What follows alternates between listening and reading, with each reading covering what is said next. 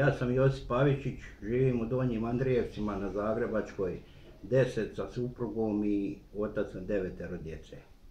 Nakon završetka Domovinskog rata, firma u kojoj sam radio propala. Ja kao branitelj htio sam pokrenuti svoj autolimarski obrt kako bi preživio od svog rada i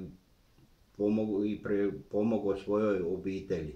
Zato sam se prijavio na mjeru branitelj poduzetnik 2004-2005. godine u Ured za gospodarstvo kako bi ostvario kredit za samozapošljavanje i pokretanje autolimarskog obrta. Nakon nekog vremena došla mi je odbijenica zbog nepotpune dokumentacije. Dopunio sam dokumentaciju i to je trajalo negdje oko 6 mjeseci, još u jednom navratu sam dopunjavao dokumentaciju i na kraju nisam dobio novčana sredstva. Svo to vrijeme obrt mi je bio registriran, međutim ja nisam mogao poslovati, a međuvremeno su mi počeli i dolaziti obaveze koje nisam mogao platiti, jer nisam poslovao nikada. Od tada su mi se počele dešavati čudne stvari.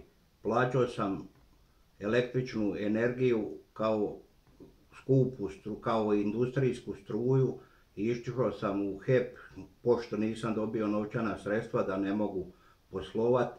Oni su ipak vodili me pod tom tarifom. Kako nisam poslovao, došli su mi stizati velike rate struje. Ja sam međuvremeno počeo popisivati sat i od 700-800 kuna sam sveo ratu na 360 kuna.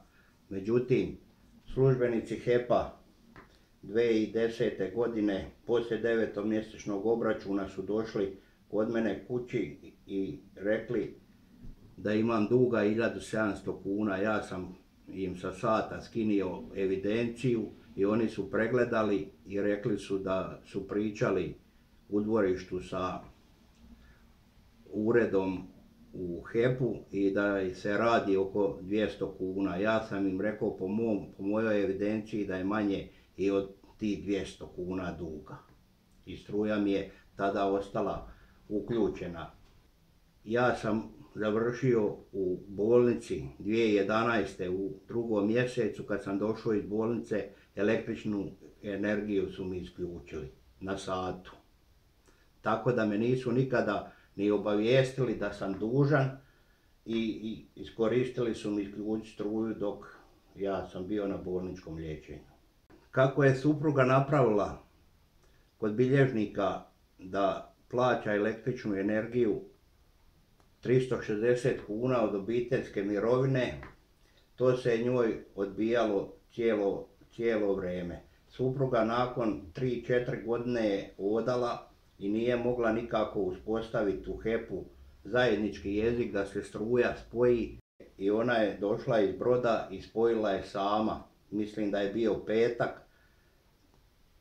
petak, a u ponedjeljak ujutro su došli ljudi iz HEP-a i kazali su meni, ja sam bio pred kućom, da su kontrolori. I ja sam ih zamolio, hoćete vi zvati policiju ili ću ja?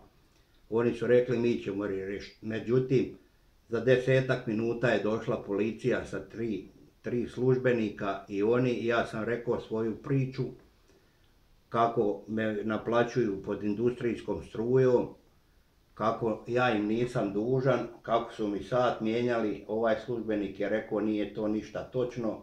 Drugi je nazvao, kaže može Korpa, u sporednu ulicu nedaleko 50 metara su parkirali Korpu i Korpa je došla i isključila mi električnu energiju gore na krovu kuće.